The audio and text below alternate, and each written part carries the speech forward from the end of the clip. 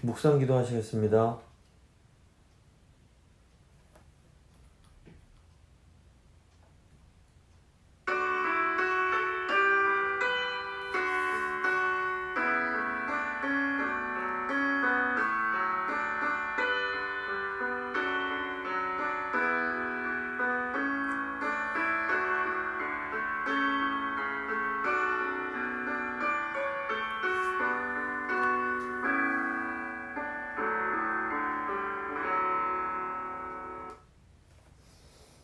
사도신경 고백합니다.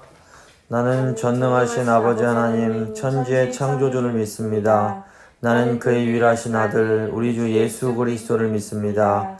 그는 성령으로 잉태되어 동정녀 마리아에게서 나시고 본디오 빌라도에게 고난을 받아 십자가에 못 박혀 죽으시고 장사된 지 사흘 만에 죽은 자 가운데서 다시 살아나셨으며 하늘에 오르시어 전능하신 아버지 하나님 우편에 앉아 계시다가 거기로부터 살아있는 자와 죽은 자를 심판하러 오십니다. 나는 성령을 믿으며 거룩한 공교회와 성도의 교제와 죄를 용서받는 것과 몸의 부활과 영생을 믿습니다. 아멘. 찬송가 385장입니다. 찬송가 385장.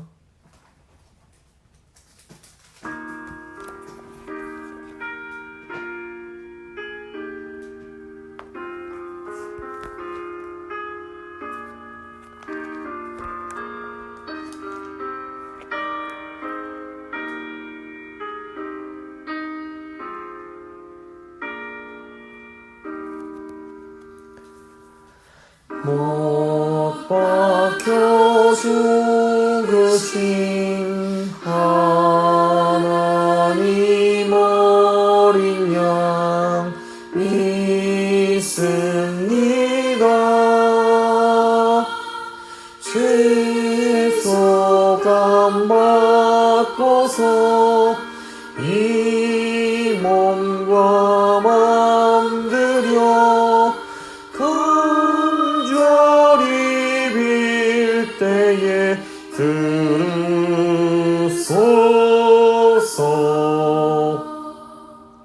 풍성한 은혜로 약한 맘도 우사 열심 주고 날 대속했으니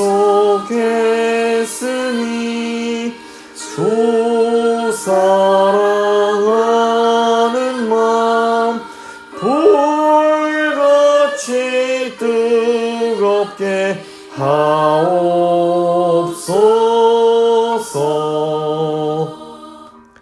이 세상 어두워 길 찾지 못하니 인도하사 내 슬픈 눈물을 다시 써주시고 그 밝은 빛으로 이끄소서.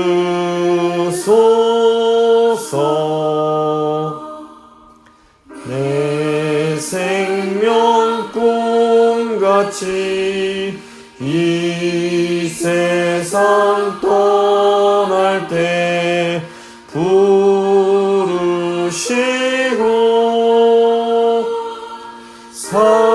사랑을 베푸사 평안케 하시며 영생을 누리게 하옵소서.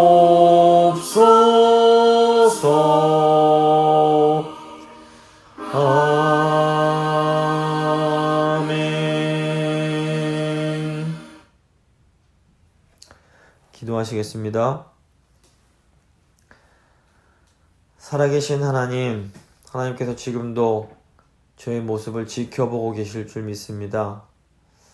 하나님, 저희가 연약하여 늘 하나님의 뜻을 알면서도 범죄하고 교만하여 하나님이 기뻐하시는 삶을 살지 못할 때가 많이 있음을 정직하게 고백합니다. 주님, 이 시간 간구하오니 저희 다시 한번 그 하나님의 은혜의 보좌 앞에 나아가기를 소망합니다. 주님, 저희와 함께 해주시고 말씀 통하여 다시 한번 하나님의 그 뜻을 저희가 분명히 깨달아 알 수 있도록 주여 도와주시옵소서. 정말 주님의 빛된 자녀로 살기를 간절히 원합니다. 세상이 너무 어둡고 죄가 가득합니다. 이럴 때일수록 저희가 더 빛되신 주님 앞으로 나아가게 하시고 빛되신 주님의 자녀의 삶 잘 살아낼 수 있도록 주여 함께하여 주시옵소서. 지금 말씀 통하여 저희를 새롭게 해주실 줄 믿고 감사드리며 귀하신 예수 그리스도의 이름으로 기도드립니다. 아멘. 오늘 주신 하나님 말씀은 요한계시록 5장 1절부터 6절까지의 말씀입니다. 요한계시록 5장 1절로 6절까지의 말씀 제가 봉독해 드리도록 하겠습니다. 내가 보매 보좌에 앉으신 이의 오른손에 두루마리가 있으니 안팎으로 썼고 7인으로 봉하였더라. 또 봄에 힘있는 천사가 큰 음성으로 외치기를 누가 그 두루마기를 펴며 그 인을 떼기에 합당하냐 하나 하늘 위에나 땅 위에나 땅 아래에 능히 그 두루마리를 펴거나 보거나 할 자가 없더라. 그 두루마리를 펴거나 보거나 하기에 합당한 자가 보이지 아니하기로 내가 크게 울었더니 장로 중에 한 사람이 내게 말하되 울지 말라. 유대지파의 사자 다윗의 뿌리가 이겼으니 그 두루마리와 그 7인을 떼시리라 하더라. 내가 또 보니 보좌와 네 생물과 장로들 사이에 한 어린 양이 서 있는데 일찍이 죽임을 당한 것 같더라. 그에게 7뿔과 7눈이 있으니 이 눈들은 온 땅에 보내심을 받은 하나님의 7 영이더라. 아멘. 오늘은 사자와 어린 양이란 제목으로 요한계시록 17번째 시간 한번 함께 생각해 보도록 하겠습니다. 요한계시록 4장과 5장은 사도 요한이 성령 안에서 하늘로 들려 올려져서 바라본 하늘 성전에 대한 환상입니다. 4장에서 요한은 보좌에 앉으신 분과 7 영, 그리고 그 주위에 있는 네 생물과 24명의 장로를 보게 됩니다. 창조주 하나님은 온 세상을 통치하시며 심판하시는 분이라는 것을 알려주시기 위해서 자신을 보좌에 앉으신 분으로 요한에게 계시하십니다. 보좌 주위에 있는 네 생물과 24명의 장로는 보좌에 앉으신 창조주 하나님을 찬양하고 있었습니다. 계시록 4장의 내용이 창조주 하나님을 향한 예배가 핵심 내용이라면 요한계시록 5장은 이제 구속주 예수님을 향한 찬양이 주된 내용이라고 할 수 있습니다. 이 계시록 4장과 5장을 연결해 주는 것이 오늘 말씀에 나오는 보좌에 앉으신 분의 오른손에 들려있는 두루마리입니다. 예전에는 요즘처럼 책이 이렇게 한 페이지씩 넘기는 형태가 아니라 둘둘 말린 두루마리 형태로 되어 있었습니다. 근데 5장을 보시면 이 책이 안팎으로 기록이 되고 7인으로 봉해진 그런 두루마리 책이라고 이제 소개를 하고 있습니다. 오늘 이 책을 중심으로 한번 말씀 생각해 보도록 하겠습니다. 첫 번째 보시면 요한이 보좌에 앉으신 분의 오른손에 한 두루마리가 들려있는 것을 보게 됩니다. 1절입니다. 내가 보매 보좌에 앉으신 이의 오른손에 두루마리가 있으니 안팎으로 썼고 7인으로 봉하였더라. 우선 이 두루마리 책은 보좌에 앉으신 분의 오른손에 있었습니다. 이 하늘에 있는 보좌는 이 세상을 다스리는 하나님의 통치를 상징합니다. 하나님의 오른손은 이 보좌와 함께 하나님의 주권을 또 상징합니다. 그래서 보좌에 앉으신 하나님께서는 이 세상을 이중적인 차원으로 통치를 하고 계십니다. 우선 하나님은 세상의 권력자들을 세우시고 그들을 통해서 이 세상을 대리 통치하게 하십니다. 그래서 이 땅에 존재하는 모든 권력자들은 자신들의 권세가 하늘에 계신 하나님으로부터 주어진 것임을 기억하면서 하나님의 뜻에 따라 백성들을 섬겨야 할 책임이 있습니다.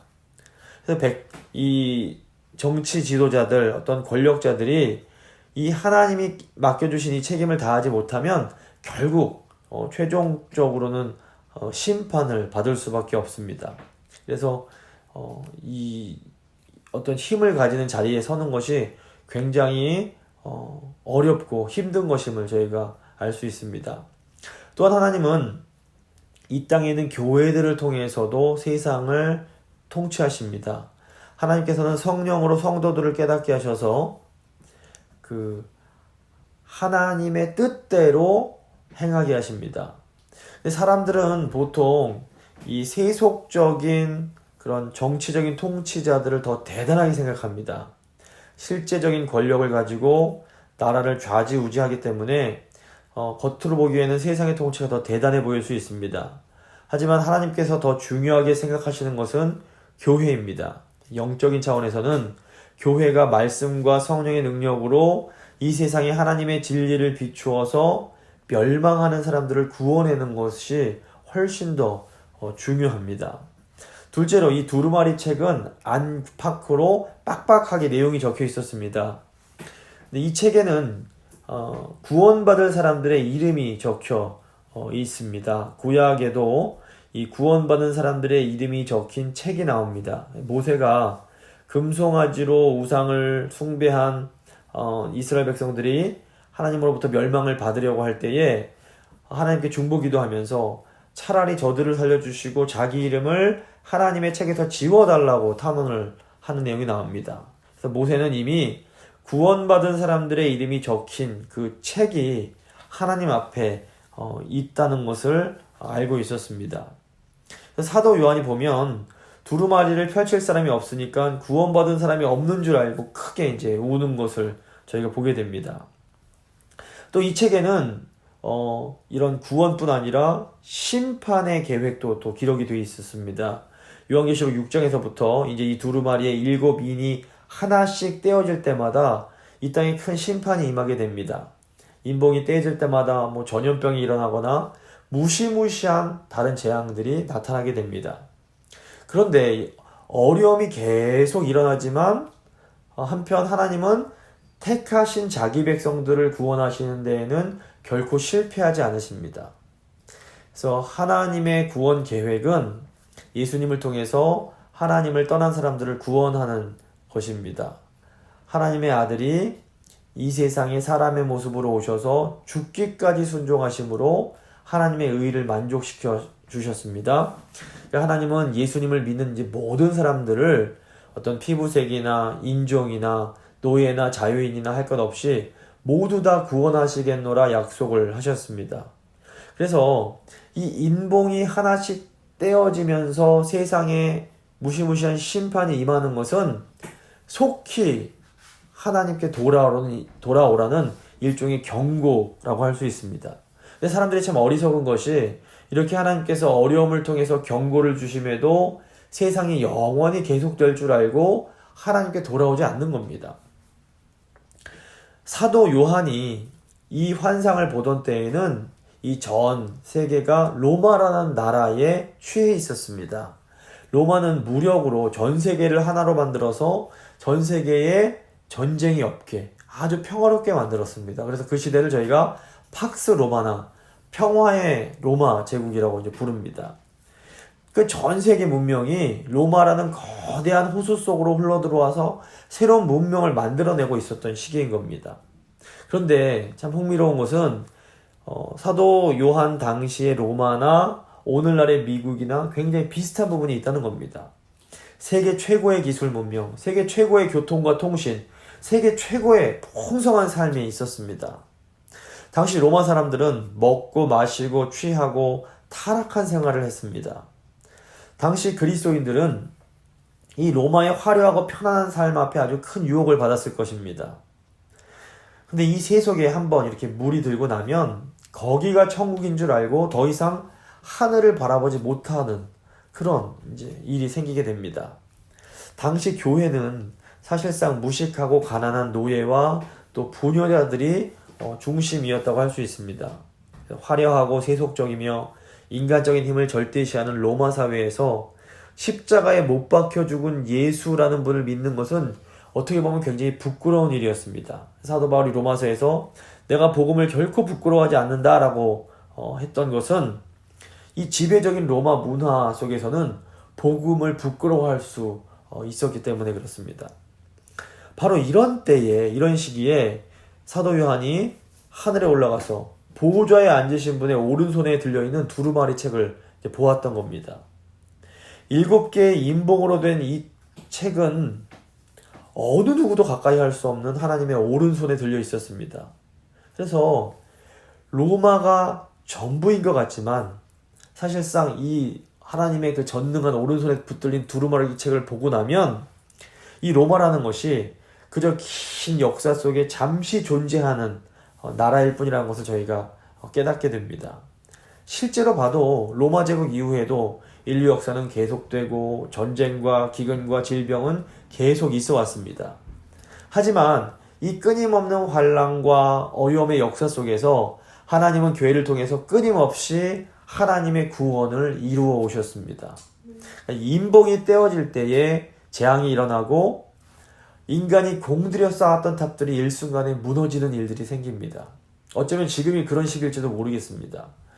우리가 지금 인간이 쌓아놓은 탑이 얼마나 약한 것이었는지 몸으로 경험하고 있습니다. 하지만 그 가운데서도 하나님은 복음으로 사람을 부르셔서 구원을 이루어내십니다. 그러므로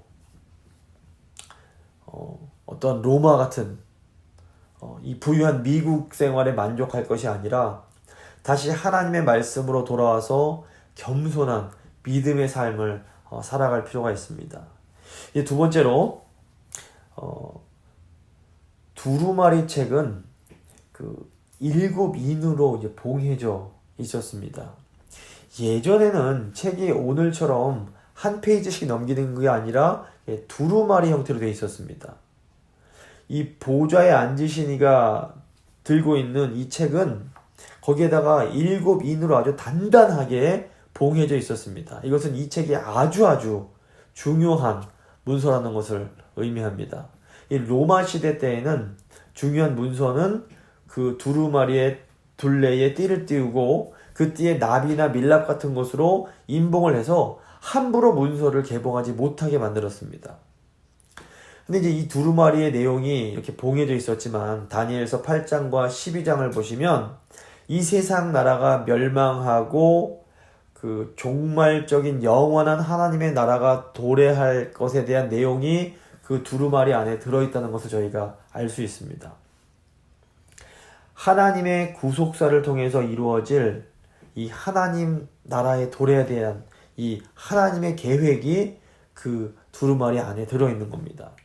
그래서 다니엘 12장 보시면 하나님께서 다니엘에게 종말 때까지 이 두루마리를 잘 간수하고 봉함해라 이렇게 명령을 하십니다.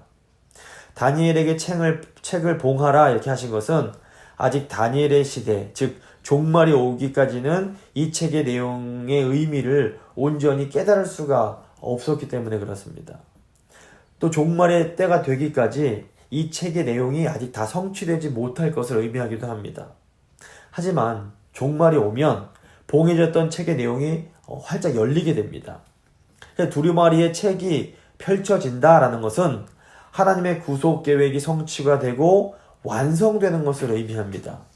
그러므로 이제 요한계시록 5장에서 가장 중요한 것이 무엇인가 하면 과연 이 봉해진 이 두루마리를 누가 뗄 수 있는가, 누가 열 수 있는가 하는 것입니다. 이제 2절 3절입니다. 또 봄에 힘있는 천사가 큰 음성으로 외치기를 누가 그 두루마리를 펴며 그 인을 떼기에 합당하냐 하나 하늘 위에나 땅 위에나 땅 아래에 능히 그 두루마리를 펴거나 보거나 할 자가 없더라.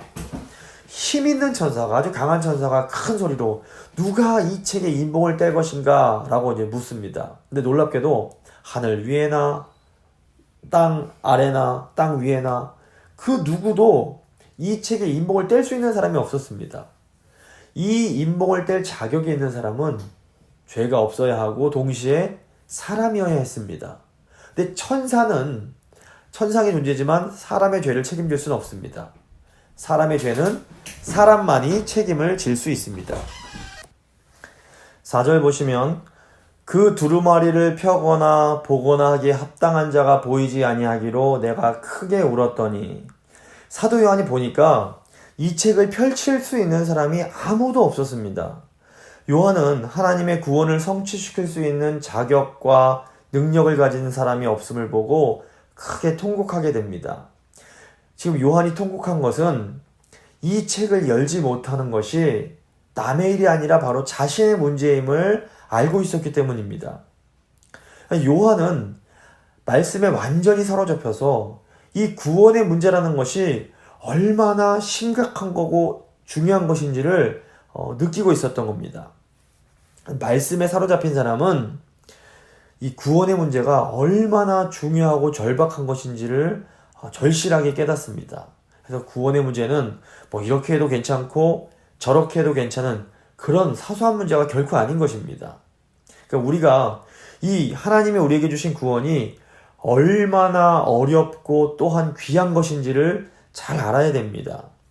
구원은 하나님과 원수된 상태, 영원히 죄에 노예된 상태에서 구원을 받아서 하나님의 자녀가 되고 하나님의 영원한 영광과 존귀를 상속하는 자가 되는 것을 의미합니다. 이 구원은 오직 신성을 가지신 하나님의 아들만이 우리에게 주실 수 있는 그런 구원인 겁니다. 이 구원의 반대가 뭡니까? 영원한 지옥과 형벌입니다. 이 지옥의 고통은 영원한 저주와 비참함과 절망입니다. 그러므로 이 구원은 정말로 중요한 문제인 겁니다. 이제 세 번째로 사자와 어린 양입니다. 5절입니다.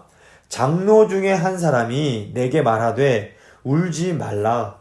유대지파의 사자 다윗의 뿌리가 이겼으니 그 두루마리와 그 7인을 떼시리라 하더라. 장로 중 한 사람이 유대의 사자 다윗의 뿌리가 7인을 떼시고 그 두루마리를 여실 것이라고 말해줍니다. 이 말씀 안에서 살아가는 사람이 누리는 위로가 무엇입니까?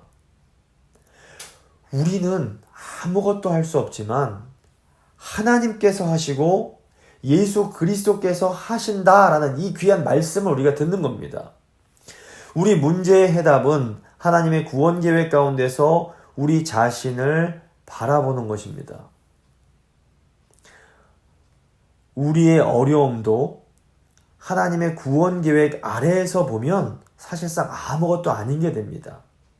우리가 말씀을 통해서 보니까 인간의 진짜 공경은 어떤 사람이 해결해 줄 수가 없습니다.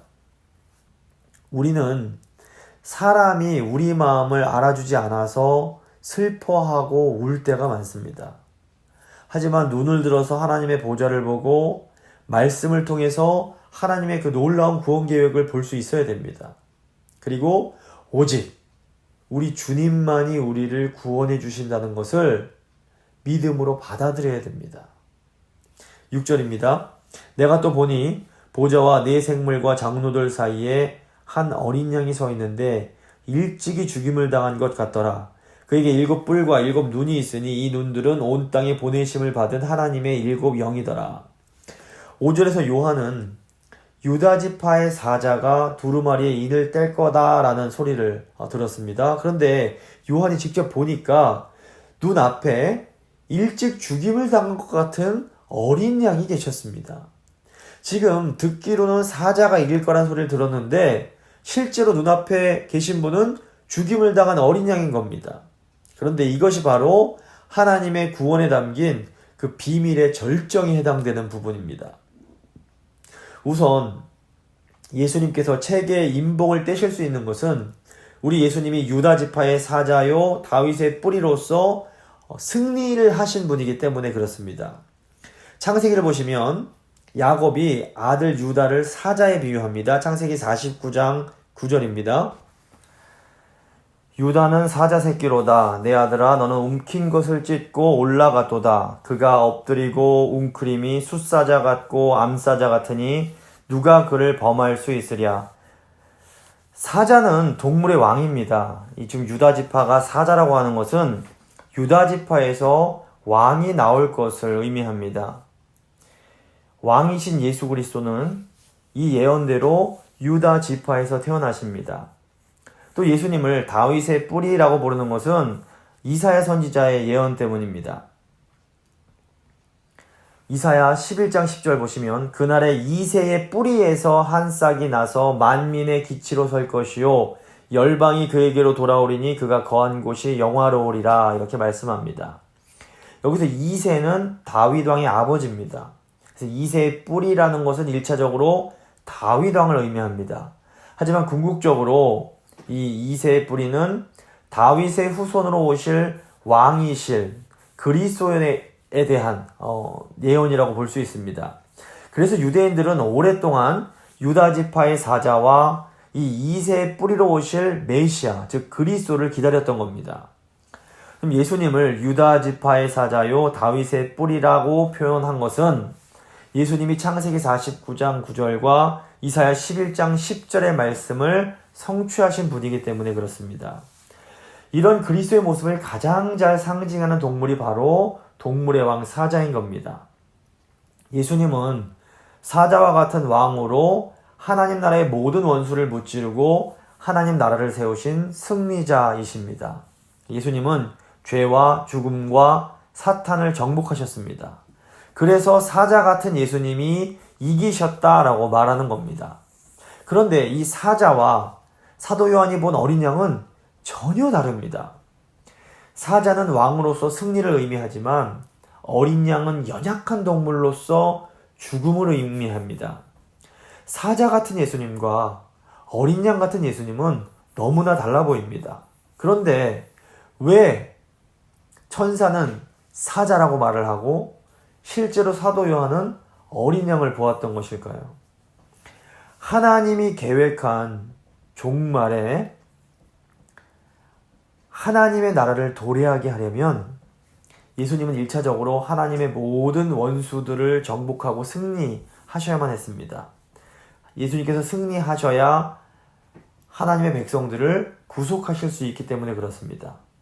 그런데 그 승리의 답이 바로 일찍 죽임을 당한 어린 양입니다. 일찍 죽임을 당한 어린 양은 십자가에서 죽으신 예수님을 의미합니다. 그러니까 예수님께서 승리하신 것은 바로 십자가의 죽음을 통해서였습니다.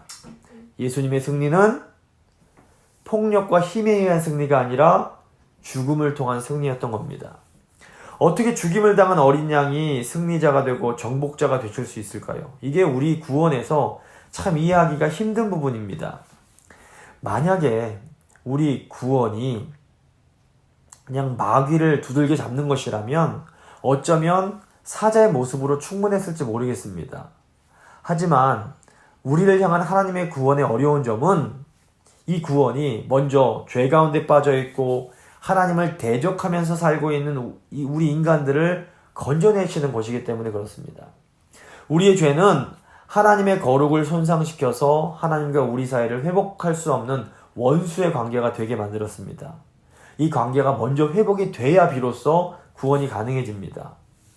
예수님은 사자이시지만 억울하게 죽임을 당하심으로 이 구원을 이루어내십니다.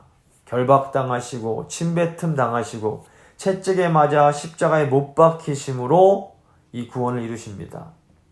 오직 우리를 구원하시기 위해서 용맹한 사자가 약한 어린 양처럼 죽으신 겁니다. 이 어린 양의 죽음이 우리를 향한 하나님의 진노를 해결해 주셨습니다. 예수님의 십자가의 죽음은 세상의 눈으로 볼 때는 어리석음이며 패배입니다. 하지만 하나님의 눈으로 보면 십자가야말로 진정한 승리입니다. 예수님은 십자가의 죽음이라는 방법을 통해서 하나님 나라의 원수인 죄와 사망과 사탄의 권세를 이기십니다. 예수님은 십자가의 죽음으로 죄와 사망을 가지고 권세를 부리는 이 사탄의 권세를 깨뜨리신 겁니다. 교회인 우리도 예수님처럼 이기는 자가 되려면 예수님처럼 죽는 길을 통과해야 합니다. 즉 하나님의 말씀과 예수님의 증거 때문에 실제로 순교하기까지 믿음을 지킴으로만 승리할 수 있는 겁니다. 그러니까 세상으로부터 고난과 죽음을 각오하고 우리는 살아가야 합니다. 사자이신 분이 어린 양이 되셔서 하나님께 화목제물로 자신을 드리십니다. 하지만 그 후에 예수 그리스도는 사망의 결박을 끊으시고 부활하심으로 사자와 같은 힘으로 이 세상을 정복하십니다.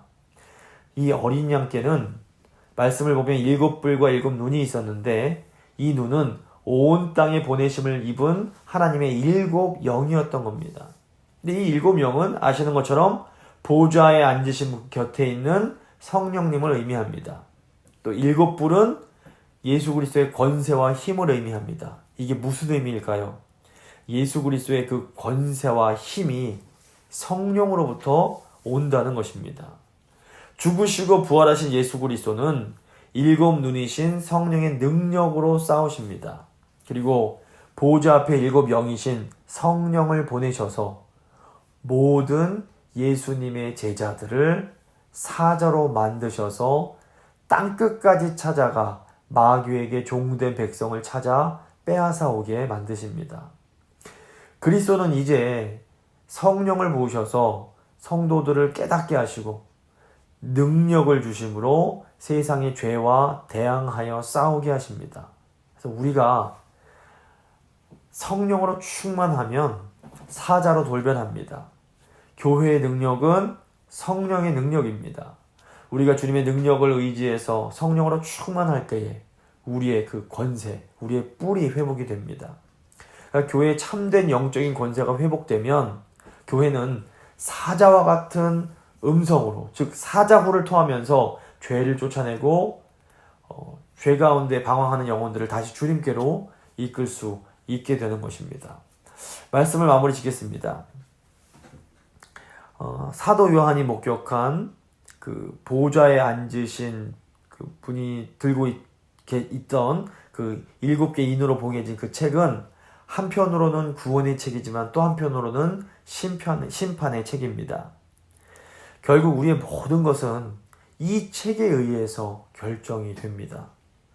그래서 이 책에 붙어있는 7인을 떼는 것이 너무너무 중요합니다. 그런데 아무나 이 인을 뗄 수 있는 것이 아닙니다. 사자요, 어린 양이신 예수 그리스도께서만 이 인봉을 떼실 수 있으십니다. 예수님은 우리의 구원자이시며 이 세상의 심판자이십니다. 십자가를 지신 어린 양께서 부활하심으로 예수님이 사자라는 것을 우리에게 분명하게 보여주셨습니다.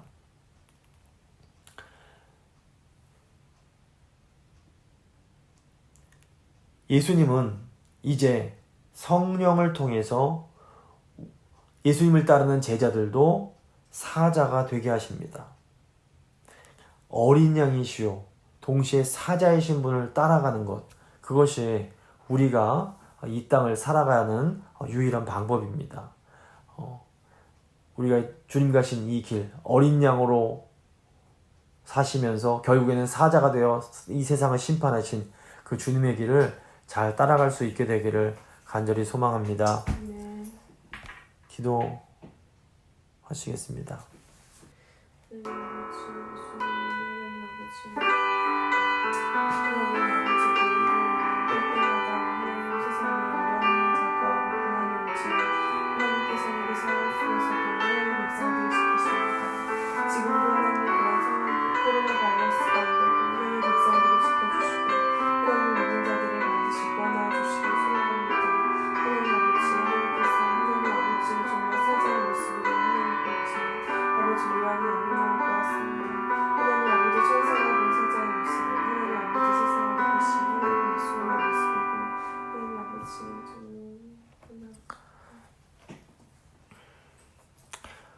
우리의 사자시오 어린 양이 되신 예수님을 찬양합니다. 예수님 감사합니다. 저희 힘으로는 절대로 구원받을 수가 없습니다. 우리를 위해서 죽으시고 영광 가운데 부활하신 예수님을 통해서만 저희가 참 소망을 발견합니다. 주님, 저희가 주님 가신 그 어린 양의 길을 따라가기 원합니다. 인간적으로 볼 때는 어리석은 길이요, 연약해 보이는 길이지만 그 길만이 진정한 승리의 길임을 저희가 믿습니다. 주님, 저에게 성령을 부으셔서 이 어두운 세상 가운데 사자의 음성을 토해내게 하시고 죄 가운데 헤매고 있는 주님의 사람들을 다시 주님께로 인도하는 그 사명 잘 감당하는 저희가 될 수 있도록 주여 저희와 함께하여 주시옵소서. 주님 은혜 감사드리며 귀하신 예수 그리스도의 이름으로 기도드립니다. 아멘. 찬송가 265장입니다. 찬송가 265장.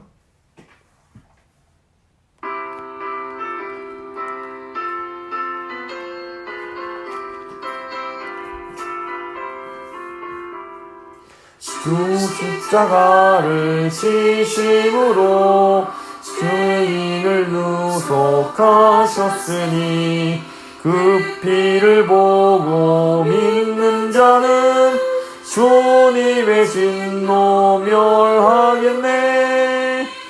내가 그 피를 6월절 그 양의 피를 볼 때에 내가 널 넘어서 가리라.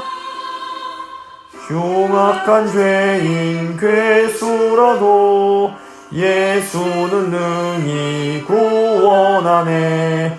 온몸을 피에 담글 때에 주님의 진노 면하겠네. 내가 그 피를 6월절 그 양의 피를 볼 때에 내가 너를 심판할 때에 모든 백성 행한 일대로 본받네. 주님의 피로 죄 씻으면 주님의 진노 면하겠네. 내가 그 피를 6월절 그 양의 피를 볼 때에 내가 널 넘어서 가리라. 구주의 사랑 크신 은혜 보혈의 능력 의지하세. 심판의 불이 내릴 때에 주님의 진노 면하겠네. 내가 그 피를 6월절 그 양의 피를 볼 때에 내가 널 넘어서 가리라.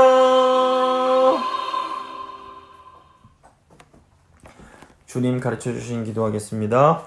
하늘에 계신 우리 아버지, 아버지의 이름을 거룩하게 하시며 아버지의 나라가 오게 하시며 아버지의 뜻이 하늘에서와 같이 땅에서도 이루어지게 하소서.